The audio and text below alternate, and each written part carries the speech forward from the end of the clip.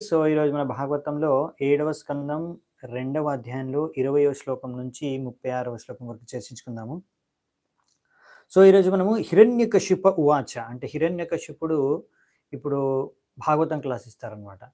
So, ఆయన ఇచ్చే class మనము ఈరోజు చర్చించుకుందామంట. సో, మంగళాచరణ చేసుకొని స్టార్ట్ చేద్దాం. ఓం అజ్ఞానతిమిరాంధస్య జ్ఞానాంజనాశలాకయ చక్షురున్మిళితం యేన తస్మై శ్రీగురవే నమః. శ్రీచైతన్యమనోభీష్టం స్థాపితం యేన భూతలే స్వయం రూపः కదా మహ్యం దదాతి స్వపదాంతికం. వందేహం శ్రీగురూన్ శ్రీయుతాపదకమలం శ్రీగురూన్ వైష్ణవాంశ్చ శ్రీరూపం సాగ్రజాతం సహగణ రఘునాథాన్వితాం తం సజీవం సాద్వైతం సావధూతం పరిజనసహితం కృష్ణచైతన్యదేవం శ్రీరాధా కృష్ణపాదాన్ సహగణలలితా శ్రీవిశాఖాన్వితాంశ్చ నమో ఓం విష్ణుపాదాయ కృష్ణప్రేష్టాయ భూతలే శ్రీమతే భక్తివేదాంత స్వామినితి నామినే. నమస్తే సారస్వతే దేవే గౌరవాణి ప్రచారిణే నిర్విశేష శూన్యవాది పాశ్చాత్య దేశతారిణి. నమో మహావదన్యాయ కృష్ణ ప్రేమ ప్రదాయతే కృష్ణాయ కృష్ణ చైతన్య నామినే గౌరత్పిషే నమః. హే కృష్ణ కరుణా సింధు దీనబంధు జగత్పతే గోపేశ గోపికాకాంత రాధాకాంత నమోస్తుతే. తప్త కాంచన గౌరాంగీ రాధే వృందావనేశ్వరి వృషభానుసుతే దేవి ప్రణమామి హరిప్రియ. నీలాచల నివాసాయ నిత్యాయ పరమాత్మనే బలభద్ర సుభద్రాభ్యాం జగన్నాథాయ తే నమః. వాంఛాకల్పతరుభ్యశ్చ కృపా సింధుభ్య ఏవ చ పతితానాం పావనేభ్యో వైష్ణవేభ్యో నమో నమః.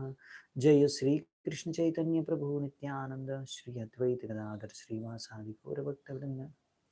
హరే కృష్ణ కృష్ణ కృష్ణ హరే హరే హరే రామ రామ రామ హరే హరే.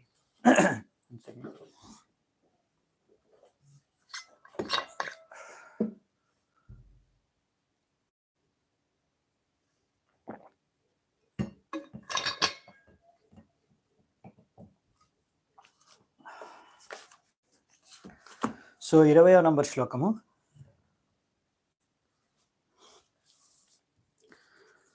హిరణ్యకశిపురువాచ శ్రీ హిరణ్యకశిపురువాచ అంబాంబహే వధూపుత్ర వీరం మార్హత శోచితుం రిపోర్ అభిముఖే శ్లాఘ్యః శూరాణాం వద ఈప్సితః.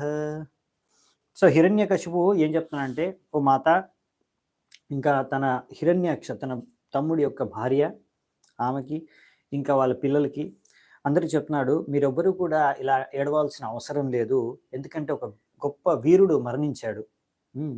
ఒక వీరుడు అలా యుద్ధంలో పోరాడుతూ శత్రువు చేతిలో మరణిస్తే అది చాలా మంచిది, అది కోరుకో దగ్గవలసింది, ఇది జరిగింది, కాబట్టి దీని గురించి మీరు దుఃఖించాల్సిన అవసరం లేదు అని చెప్తున్నాడు. సో బేసికల్లీ ఇక్కడ హిరణ్యకశిపుడు తన తల్లి ఇంకా తన తమ్ముడు భార్య పిల్లల్ని అందరినీ కూడా ఇంకా మిగతా అసురుల్ని ఓదారుస్తున్నారంట, ఎవరైతే దుఃఖంలో మునిగిపోయారు హిరణ్యాక్షుడు చనిపోయాడు అనేసి.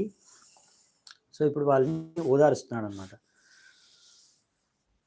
భూతానామిహ సంవాసః ప్రపాయాం ఇవ సువ్రతే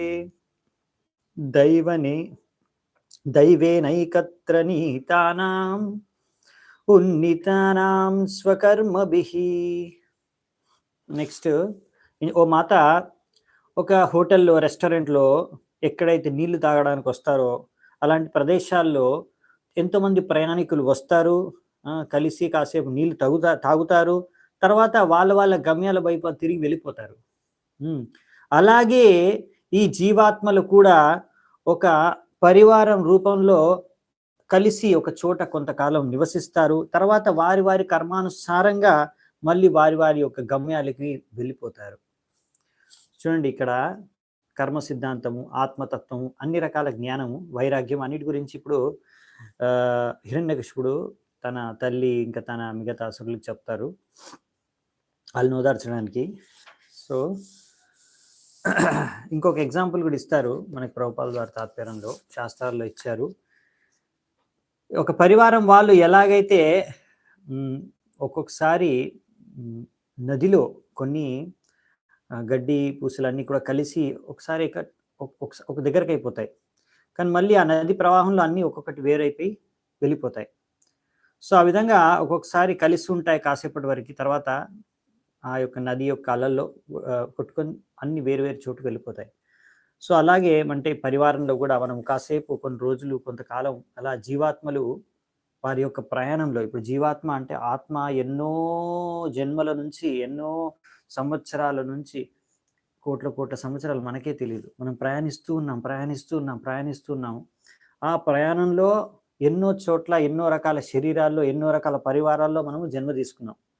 ఇప్పుడు ప్రస్తుతం ఈ పరివారంలో ఉన్నాం, పర్టిక్యులర్ పరివారంలో. ఇప్పుడు మీరు చూసుకుంటే మొత్తం మన కాలం ఈ ఒక ఆత్మ ఎన్ని రోజులు తిరిగిందంటే మామూలుగా అయితే కోటి కోటి సంవత్సరాలు. ఈ కోటి కోటి సంవత్సరాల్లో ఈ 100 సంవత్సరాలు, 50 సంవత్సరాలు ఒక పరివారంలో ఉంటే యాక్చువల్లీ చెప్పాలంటే ఓ లెక్కే కాదనమాట.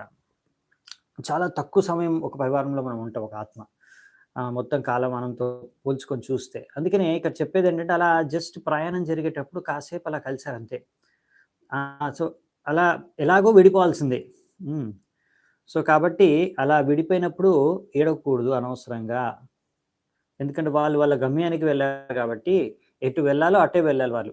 వాళ్ళు వెళ్ళాల్సిందే చోటికి వాళ్ళు వెళ్తున్నారు. కాబట్టి అనవసరంగా బాధపడాల్సిన అవసరం లేదు అనేసి ఇక్కడ హిరణ్యకశిపుడు ఉదాహరిస్తున్నాడనమాట. నిత్యాత్మా వ్యయశుద్ధః సర్వగః సర్వవిత్పరః దత్తే సావాత్మనో లింగం మాయయా విసృజన్ గుణాన్.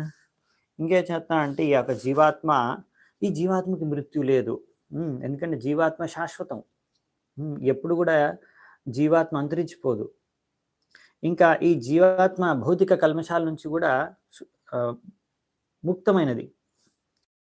ఈ యొక్క భౌతిక ఆధ్యాత్మిక ప్రపంచాలు ఎక్కడ కావాలంటే అక్కడికి వెళ్ళొచ్చు జీవాత్మ. సో, ఈ జీవాత్మకు తెలుసు అది శరీరం నుంచి వేరు అని. కానీ జీవాత్మ తనకు ఇచ్చిన కొంచెం స్వాతంత్రాన్ని తప్పుగా వినియోగించుకోవడం కారణంగా ఈ రకరకాల భౌతిక శరీరాలు, సూక్ష్మ స్థూల దేహాలని ధరించి ఈ యొక్క భౌతిక ప్రకృతి ద్వారా నిర్మించబడిన ఈ శరీరాల్ని ధరించి రకరకాల సుఖ దుఃఖాలకు లోనవుతుంది.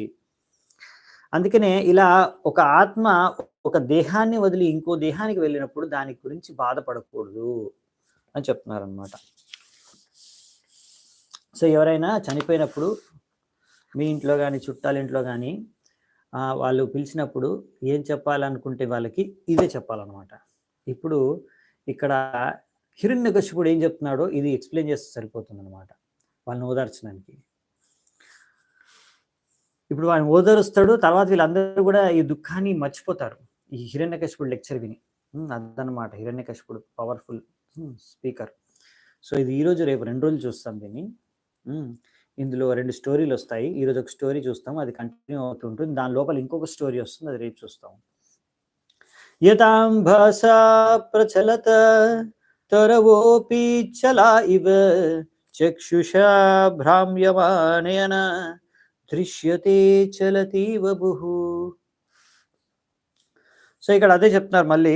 ఇంకొక ఉదాహరణ ఇస్తున్నాడు ఇక్కడ హిరణ్యకశిపుడు. నీరు కదులుతూ ఉంటుంది.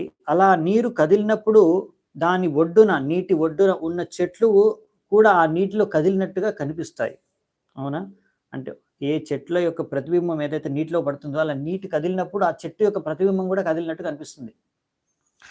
అలాగే మన ఒక్కొక్కసారి తల తిరుగుతుంటుంది, చక్కర వస్తుంది, లేకపోతే అలా ఏదైనా మెంటల్ ప్రాబ్లం ఉండి అలా మనకు సరిగ్గా మెంటల్ స్ట్రెస్ ఉన్నప్పుడు కళ్ళు తిరిగినప్పుడు మనకు మొత్తం లోకమంతా తిరుగుతున్నట్టు అనిపిస్తుంది కళ్ళు తిరుగుతున్నప్పుడు. కానీ యాక్చువల్లీ ఆ లోకం కానీ, లేకపోతే నేల కానీ, నేల మొత్తం తిరిగిపోతున్నట్టు అనిపిస్తుంది. కానీ నేలేం తిరగట్లేదు, లోకం తిరగట్లేదు. సో, ఈ విధంగా ఇక్కడ చెప్తున్నారనమాట.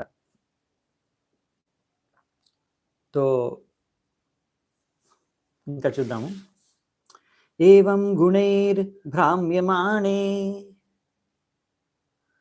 మనస్య వికల పుమాన్ యాతి తత్సామ్యతాం భద్రే హ్యలింగో లింగవానివ. అలాగే ఓ మాత, ఎప్పుడైతే మన మనస్సు ఈ యొక్క ప్రకృతి యొక్క 3 గుణాల ద్వారా విచలితమవుతుందో, అప్పుడు ఈ జీవాత్మ ఈ స్థూల సూక్ష్మ శరీరాల నుంచి అభిన్నమైనా గానీ, అదే భిన్నమైనా గానీ, సెపరేట్ అయినా గానీ, వేరైనా గానీ, ఆత్మ ఏమనుకుంటుందంటే, హ్మ్, నేను పరివర్తన అయిపోయాను, నాకేదో అయిపోయింది అని భావిస్తుందట. ఏదో అయిపోతుంది. యాక్చువల్లీ ఏం అవ్వలేదు. ఎలాగైతే అక్కడ చెప్పారు కదా! నేల అలాగే ఉంది. చెట్టు కూడా అదేం కదలట్లేదు యాక్చువల్లీ. నీరు కదులుతుంది. కానీ మనకు అలా అనిపిస్తుంది. ఎందుకంటే మనం అదే సత్యంగా భావిస్తున్నాం కాబట్టి. మనకు అలా ఉన్న ఆ మెంటల్ స్టేటస్‌లో. సో, ఇప్పుడు కూడా అలా మనస్సు ఈ ప్రకృతి 3 గుణాల ప్రభావంలో ఇలా ఆలోచిస్తుందనమాట. అయ్యో! ఏదో అయిపోయింది, ఏదో అయిపోయింది. ఆత్మకి ఏమీ అవ్వలేదు. ఆత్మకి ఏమీ కాదు. అదే ఇక్కడ హిరణ్యకశిపుడు చెప్తున్నాడు. అందుకే కంగారు పడాల్సిన అవసరం లేదు అని చెప్తున్నాడు. సో నెక్స్ట్ 25, 26 ఈశ ఆత్మ విపర్యాసు హ్యలింగే లింగ భావన ఏష ప్రియా ప్రియైర్యోగో వియోగ కర్మ సంస్కృతి సంభవశ్చ వినాశశ్చ శోకశ్చ వివద స్మృతః అవివేకశ్చ చింతా చ వివేకా స్మృతిరేవచ్చ.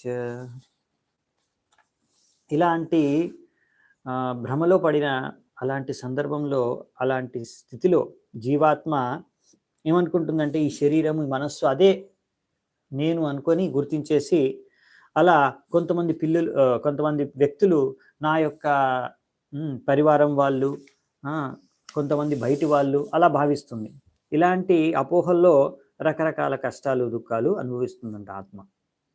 సో ఇలాంటి ఇలాంటి అండర్‌స్టాండింగ్, ఇలాంటి తప్పుడుగా మనము అండర్‌స్టాండింగ్ ఉంది కదా! మనం దేహాన్ని మనస్సుతోనే, మనమే దేహం, మనసు అనుకుంటే ఇలాంటి సమస్యలన్నీ వస్తాయి ఈ యొక్క భౌతిక ప్రపంచంలో. అప్పుడు ఈ భౌతిక సుఖాలు, దుఃఖాలకి చాలా మనము ప్రభావితం అవుతాం. కాబట్టి ఇక్కడ అదే చెప్తున్నారు హిరణ్యకశిపుడు.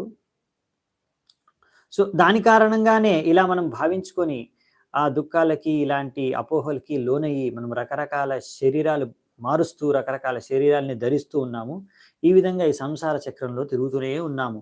జన్మ, మృత్యు, ఇంకా ఈ యొక్క దుఃఖము, ఈ మూర్ఖత్వము, ఇంకా రకరకాల భయాలు, టెన్షన్లు, యాంగ్జైటీ ఇవన్నీ చూసుకొని, ఇవన్నీ కూడా ఎందుకంటే మనము భౌతిక దేహంతో, భౌతిక మనస్సుతో మనము గుర్తించుకుంటున్నాము. నేను ఇదే మనస్సుని, మనస్సు ఏదైతే అనుకుంటుందో అదే నేను అనుకుంటున్నాను, కానీ అది కాదు. సో అందుకే ఇక్కడ చెప్తున్నారు, thus we sometimes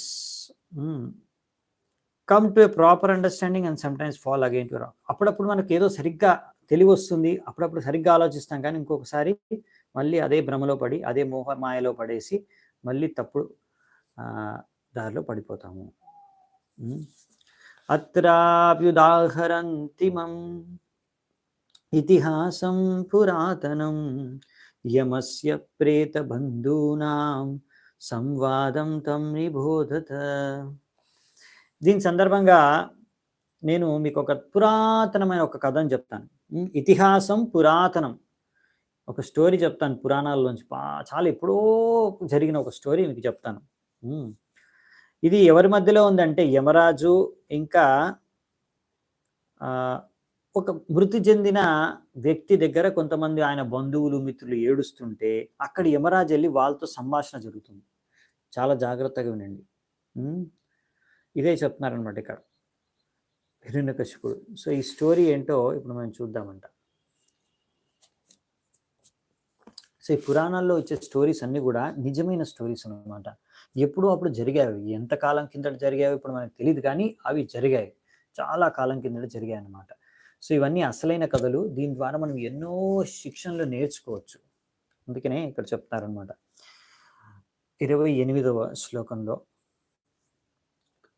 ఉషినారీష్వభూద్ రాజా సుయజ్ఞ ఇతి విశ్రుతః సపత్నీర్నిహతో యుద్ధే జ్ఞాతయస్తం ఉపాసత.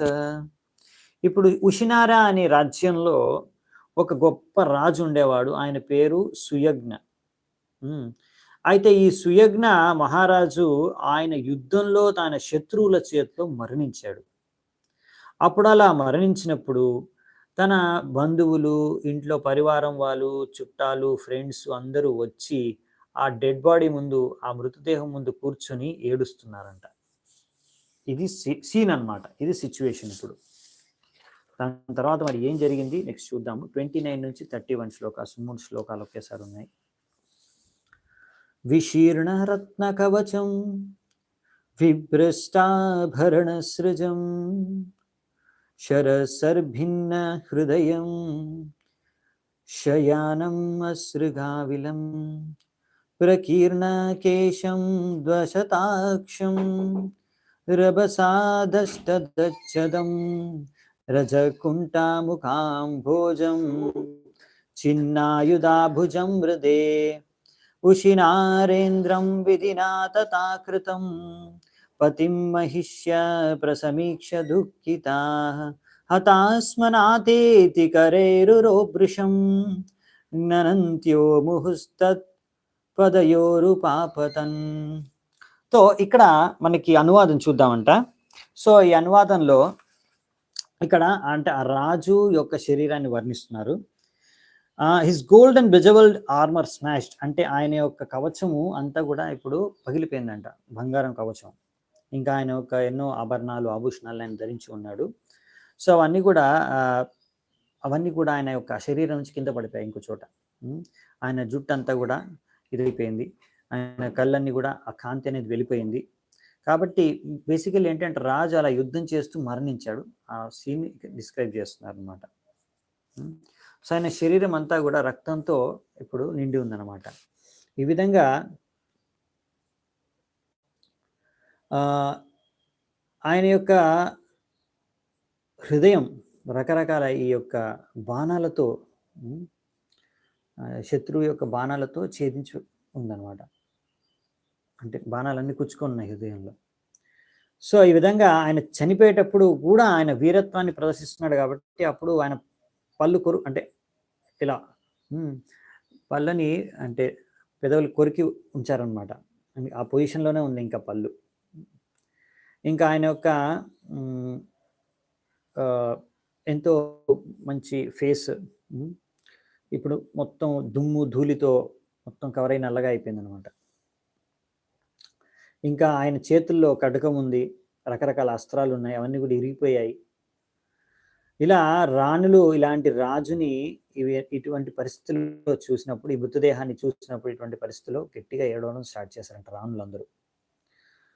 అయ్యో హో ప్రభు, మమ్మల్ని వదిలేసి వెళ్ళిపోయావా, చచ్చిపోయావు, ఎక్కడికి వెళ్ళిపోయావు అని ఏడుస్తూ ఏడుస్తూ మళ్ళీ మళ్ళీ కింద మీద పడి ఏడుస్తున్నారంట. వారి యొక్క పాదాల దగ్గర, రాజు యొక్క పాదాల దగ్గర కింద మీద పడి ఏడుస్తున్నారంట. వాళ్ళు గుండెలు బాదుకుంటూ ఏడుస్తున్నారంట. సో ఈ విధంగా ఇక్కడ రాస్తున్నారు తాత్పర్యంలో ప్రభుపాల్ వారు, రభసదష్టదచ్చదం. సో ఈ రాజు చనిపోయాడు. సో అంటే ఆయన ఎంతో కోపంతో ఉన్నాడు అన్నమాట, యుద్ధం చేసేటప్పుడు క్రోధంతో. సో అందుకనే అలా పరిస్థితిలో చనిపోయాడు. కానీ తను చనిపోయాడు, ఇదంతా కూడా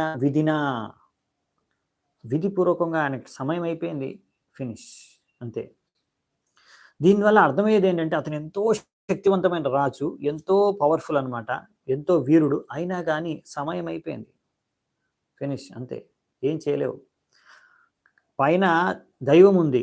సో దైవం ప్రకారం, సమయం ప్రకారం మీ సమయం అయిపోయినప్పుడు మీరు ఎంత గొప్ప వాళ్ళైనా సరే, ఎంత వీరులైనా సరే, ఎంత పోటుగాలైనా సరే, ఫినిష్ అంతే, చనిపోవాల్సిందే. సో మీరు ఎంత, మీ దగ్గర పవర్ ఉన్నా, మీ దగ్గర ఎంత ధనం ఉన్నా, మీ దగ్గర ఎంత స్తోమత ఉన్నా, మీరు ఏ పొజిషన్లో ఉన్నా, మీకు ఎంత పెద్ద పెద్ద కాంటాక్ట్స్ ఉన్నా, మీరు ఎంతోమంది మీ వెనకాల ఉన్నా, మీ బంధువులు కానీ, ఫ్రెండ్స్ కానీ, డాక్టర్లు కానీ, ఎవరు కానీ మిమ్మల్ని రక్షించలేరు.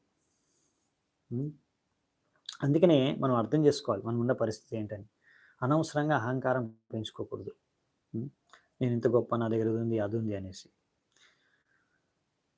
అందుకనే ఇదంతా కూడా మనం అర్థం చేసుకొని, మన పరిస్థితి ఏంటి, అసలు మనం భగవంతుడి యొక్క దాసము అనే విషయాన్ని అర్థం చేసుకొని భగవంతుడి యొక్క ఆదేశాన్ని మనం పాటించాలి. 32వ శ్లోకం. రుదత్య ఉచ్చైర్ దయితాంగ్రి పంకజం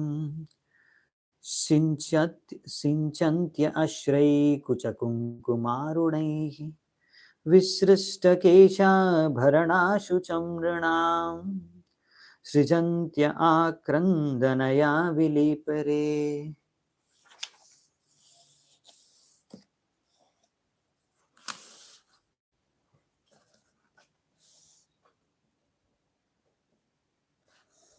సో ఈ విధంగా ఎప్పుడైతే రాణులు గట్టిగా ఏడవడం స్టార్ట్ చేశారో వాళ్ళ కళ్ళల్లోంచి కన్నీళ్లు కారుతున్నాయి. మొత్తం ఇక్కడ నుంచి ఆ కుంకుమ అంతా కలిసి మొత్తం ఎర్రగా అయిపోయింది అనమాట, మొత్తం శరీరం అంతా. ఈ విధంగా కారుతూ ఆ కన్నీళ్ళన్నీ కూడా వెళ్ళి ఆయన వాళ్ళ భర్త యొక్క పాదాల మీద పడుతున్నాయి అన్నమాట. సో వాళ్ళు కూడా మొత్తం ఇంకా వాళ్ళ జుట్టు ఇంకా వాళ్ళ ఆభరణాలన్నీ కూడా అటు ఇటు అయిపోయాయన్ని. సో ఈ విధంగా మొత్తంగా వాళ్ళు ఏడ్చేది చూసి ప్రతి ఒక్కరు చూసిన వాళ్ళందరికీ కూడా దయా జాలి కలుగుతుంది వాళ్ళ మీద. సో ఈ విధంగా భర్త చనిపోయాడని రాణులందరూ ఏడుస్తున్నారంట. అహో విధాత్రా కరుణేన నః ప్రభో భవాన్ ప్రణీతో దృగగోచరాం దశాం ఉషీనారాణామసి వృత్తదః పురా కృతో ధూనాయేన శుచాం వివర్ధనః. సో ఇక్కడ ఏం చెప్తున్నారంటే, ఇప్పుడు హే ప్రభు, ఈ యొక్క విధి మిమ్మల్ని మా నుంచి వేరు చేసేసింది, మా దృష్టి నుంచి మిమ్మల్ని దూరం తీసుకెళ్ళిపోయింది ఈ విధి. మీరు ముందు ఈ ఉషినార రాజ్యం ప్రజలందరినీ ప్రాణాలతో అందరినీ రక్షించారు, ఇంకా చూసుకున్నారు, పెంచారు, పోషించారు, కాబట్టి అందరూ చాలా ఆనందంగా ఉండేవారు. కానీ ఇప్పుడు మీరు ఇలా వదిలేసి వెళ్ళిపోయిన కారణంగా అందరూ దుఃఖంలో మునిగిపోయారు, రాజ్యం అంతా కూడా దుఃఖంలో మునిగిపోయింది. త్వయా కృతజ్ఞేన వయం మహీపతే కథం వినాశ్యామ సుహృత్తమేన తే తత్రానుయానం తవ వీరపాదయో శుశ్రూషతీనాం దిశయత్ర యాస్యసి. ఓ రాజా, ఓ వీరుడా, నువ్వు ఎంతో గొప్ప కృతజ్ఞ భర్తవి, ఇంకా మా అందరికీ ఎంతో మంచి మిత్రుడివి. ఇప్పుడు నువ్వు లేకుండా మేము ఎలా బతికుండగలము? నువ్వు ఎక్కడ వెళ్తున్నావో సరే మాకు చెప్పు, మేము కూడా నీ పద చిహ్నాల్లోనే నడుచుకుంటూ నువ్వు ఎక్కడికి వెళ్తే మీ వెనకాల అక్కడికే వచ్చి అక్కడే మీ సేవ చేసుకుంటాం. సో మమ్మల్ని కూడా నీతో పాటు తీసుకెళ్ళిపో అనేసి ఏడుస్తున్నారంట. సో ఇక్కడ ప్రభుపాల ద్వారా రాస్తున్నారు, ముందు కాలంలో క్షత్రియుడికి ఎంతోమంది భార్యలు ఉండేవారు అనమాట, ఒక రాజుకి చాలామంది రాణులు ఉండేవారు ముఖ్యంగా. సో ఈ విధంగా ఎప్పుడైనా రాజు ఇలా మరణిస్తే ఇలా యుద్ధంలో, అప్పుడు రాణులు కూడా వారు సహమరణ అంటే ఆ రాజుతో పాటే చితిమంటల్లో ప్రవేశించి వాళ్ళు కూడా ఆ రాజు యొక్క శరీరంతోనే మరణించి వారి యొక్క ఆ రాజు తన భర్త ఎక్కడికి వెళ్తే అక్కడే వాళ్ళు కూడా ఆగతికి పొందేవారు అన్నమాట. సో పాండు మహారాజు కూడా ఎప్పుడైతే చనిపోతారో అప్పుడు ఆయనకి ఇద్దరు భార్యలు, ఒకరు కుంతి మహారాణి, ఇంకొకరు మాద్రి. కుంతి మహారాణి పుత్రులు వచ్చేసి యుధిష్ఠిరుడు, భీముడు, అర్జునుడు. ఇంకా మాద్రి పుత్రులు వచ్చేసి నకుల సహదేవులు. ఓకే, సో అప్పుడు వాళ్ళిద్దరు కూడా ఈ సహమరణం గురించి చర్చ చేస్తారు. కానీ వాళ్ళిద్దరు డిసైడ్ చేసుకుంటారు. మాదిరి అంటుంది, నేనే వెళ్తాను, ఎందుకంటే పిల్లలు ఉన్నారు, చిన్నపిల్లలు, వాళ్ళని చూసుకోవడానికి నువ్వు ఉండాల్సిందే, నేను మాత్రమే వెళ్తాను అనేసి ఆమె తన భర్త అయిన పాండు మహారాజు చితిమంటలో ప్రవేశించి ఆయనతో పాటు ఆమె కూడా ప్రాణాలు వదిలేసిందనమాట ఆ విధంగా. సో అందుకే కుంతి ఒకటే 5 మంది పిల్లల్ని పెంచి పెద్ద చేసిన తర్వాత వాళ్ళ కోసం ఆమె బతికి ఉంది, లేకపోతే ఆమె కూడా చనిపోయేది పాండు మహారాజు యొక్క శివంతోనే. సో ఇది చాలా కాలం నుంచి నడుస్తూ వచ్చింది భారతదేశంలో ఈ యొక్క సంస్కృతి. కానీ బ్రిటిష్ వాళ్ళు వచ్చినప్పుడు వాళ్ళు దీన్ని ఖండించి నిలిపివేశారనమాట. ఎందుకు అంటే ఆ సమయం కల్లా, ఈ బ్రిటిష్ వాళ్ళు వచ్చే సమయం కల్లా కలియుగం యొక్క ప్రభావం ద్వారా భార్యలు అటువంటి అలా భర్తతో పాటు చనిపోవడానికి అలా ఒప్పుకోవట్లేదు అనమాట. సో వాళ్ళని జనాలు బలవంతంగా మంటల్లోకి నూకేసరికి ఆ ప్రాక్టీస్ చూసి చాలా తప్పుడు ప్రాక్టీస్ అని ఆపేశారనమాట. సో అందుకనే ఇప్పుడు చూడం మనము ఈ కలియుగం యొక్క ప్రభావం ద్వారా అంటే భార్యలు ఇప్పుడు భర్తలతో అంతగా ఆ రిలేషన్షిప్ అంత స్ట్రాంగ్ లేదు ముందున్నంతగా. ఎందుకంటే ముందు ఎంత స్ట్రాంగ్ ఉండేదంటే రిలేషన్షిప్, నేను ఒక చెప్తున్నా ప్రభుపాల్ ద్వారా ఒక 50 సంవత్సరాల క్రితం కూడా నేను చూశాను. ఒక డాక్టర్ వాళ్ళ భార్య అలా డాక్టర్ చనిపోయినప్పుడు తన భర్తతోనే ఆమె కూడా సంహరణంలో పాల్గొని సతీ అంటారు కదా, అలా ఆయనతో పాటే ఆమె కూడా ప్రాణాలు వదిలేసింది. ఈ విధంగా అప్పుడు ఇద్దరు శవాల్ని కూడా వాళ్ళు తీసుకెళ్లారనమాట మోసుకుంటూ ప్రొసెషన్లో. సో ఇదేంటంటే దీనివల్ల అంటే ఆమె భర్త చనిపోయింది, ఇంకా ఎంత భర్త పైన ఆమెకి కనెక్షన్ ఎంత స్ట్రాంగ్గా ఉందంటే మరణించిన వెంటనే ఆమె కూడా ప్రాణాలు వదిలేసింది అనమాట. సో వాళ్ళిద్దరిని కూడా 2 శవాల్ని మూసుకొని వెళ్ళారంట. అంటే ఆ టైంలో ఇలా ఇప్పుడు చాలా తక్కువ అరుదుగా మనకు చూడడానికి దొరుకుతుంది భార్యాభర్తల్లో. అంటే అలా పతివ్రతి భార్య అంత భర్తకు అంత సంబంధం అని చెప్తున్నారు, స్పెషల్ కేసు అని చెప్తున్నారు ప్రభుపాల్ గారు. ఏవం విలపతీనాం వై పరిగ్రహ్యామృతం పతిం అనిచ్చతీనాం నిర్హారం అర్కోస్తం సన్యవర్తత. సో నెక్స్ట్ ఇక్కడ ఏం చెప్తున్నారంటే, the time was appropriate for the body to be burned. అంటే ఇప్పుడు ఆ యొక్క శరీరాన్ని ఇప్పుడు కాల్చేయాలన్నమాట. సమయం వచ్చేసింది. చనిపోయినాక ఎంతసేపు అలా చనిపోయిన శరీరాన్ని అలాగే ఉంచుతారు, కాసేపు అయినాక దాన్ని కాల్చేస్తుంది. కానీ ఈ రాణులు ఆ శరీరాన్ని తీసుకొని కాల్వడానికి, శరీరాన్ని కాల్చడానికి శ్మశానంలో తీసుకొని వెళ్ళనివ్వట్లేదు. అలాగే ఆ శరీరాన్ని పట్టుకొని ఏడుస్తూ ఉన్నారు అనమాట. వాళ్ళ యొక్క ఒళ్ళో పెట్టుకొని ఏడుస్తున్నారు. ఆ సమయానికల్లా సూర్యుడు అస్తమించే సమయం అయిపోయింది. సూర్యుడు అస్తమిస్తున్నాడు. ఏంది దీనికి సంబంధం ఏంటి? చనిపోవడానికి సూర్యుడు అస్తమించబోతాడు. సూర్యుడు అస్తమిస్తాడు కదా సమయం అయిపోతే.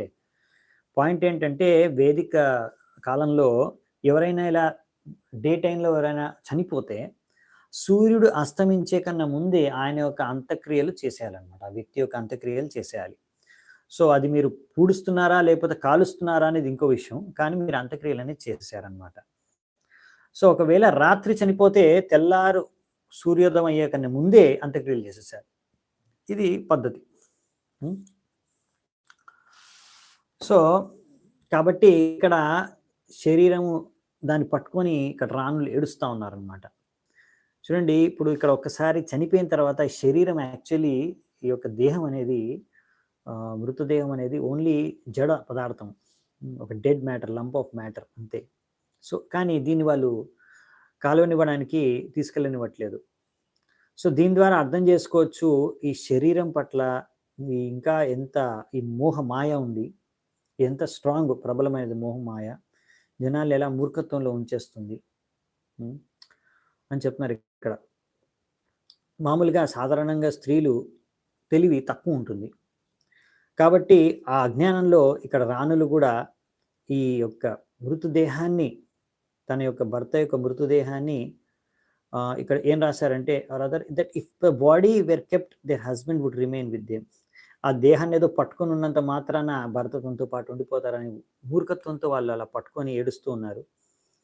కాబట్టి ఇలాంటి శారీరక స్థాయిలోనే అంటే అజ్ఞానంలో జడ జ్ఞానంతో ఉండేవారిని గోకరహ అంటే ఆవులు, ఇంకా యాసెస్ అంటే గాడిదలతో పోల్చారనమాట శాస్త్రాల్లో. ప్రభుపాల్ ఒక ఉదాహరణ ఇస్తున్నారు. When a cow's calf has died, ఎప్పుడైనా ఒక ఆవు యొక్క దూడ చనిపోతే అప్పుడు మామూలుగా ఆవు దూడ ఉంటే ఆవు దూడను చూసి పాలిస్తుంది.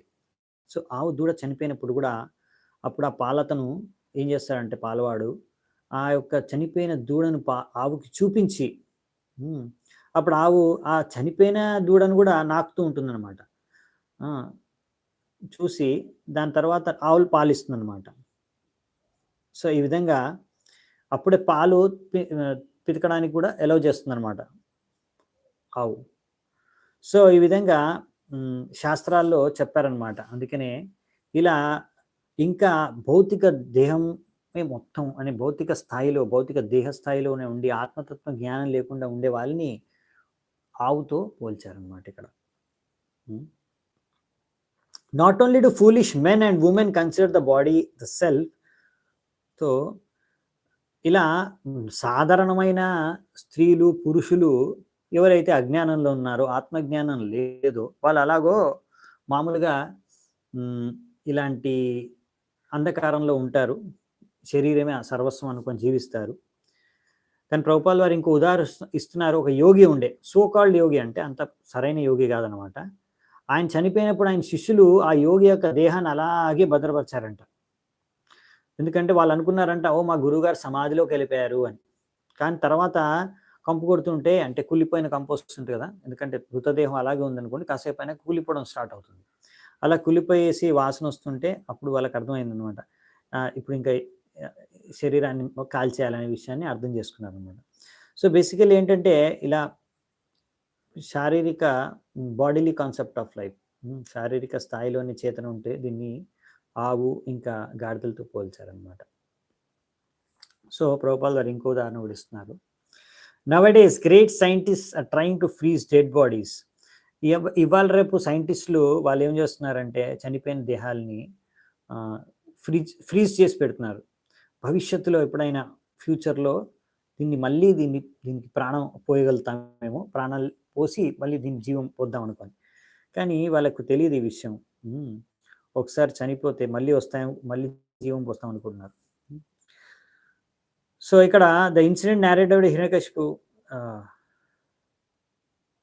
ఇలా అంటే చాలా చాలా ఇలా మూర్ఖత్వంగా, అంటే జనాలు తెలియక పెద్ద పెద్ద సైంటిస్టులు, యోగులు, సాధారణ ప్రజలు, స్త్రీలు, పురుషులు అందరూ కూడా ఈ ఆత్మతత్వం జ్ఞానం లేక ఈ విధంగా శరీరమే సర్వస్వం అనేసి జీవిస్తున్నారు మూర్ఖత్వంగా, ఆవులు గాడిదల్లాగా. సో ఇప్పుడు ఈ స్టోరీ ఏదైతే హిరణ్యకశిపుడు చెప్తున్నాడో ఇది చాలా కోట్లాది సంవత్సరాల క్రితం ఎప్పుడో జరిగింది. హిరణ్యకశిపుడు కన్నా ముందు జరిగింది. హిరణ్యకశిపుడే మనకు ఎన్నో కోట్లాది సంవత్సరాల ముందు ఆయన వచ్చాడు, ఆయన జన్మించాడు. కాబట్టి ఆయనకు ముందు అంటే అది ఎప్పుడో. కానీ అదే అజ్ఞానంలో జనాలు ఆ కోట్ల సంవత్సరాల నుంచి ఈ రోజు వరకు కూడా అదే అజ్ఞానంలో జీవిస్తున్నారు. ఈ రోజు కూడా అలాగే కదా అజ్ఞానంలో ఉండేది ప్రజలంతా. సో ఇలాంటివన్నీ మీరు చూడొచ్చు.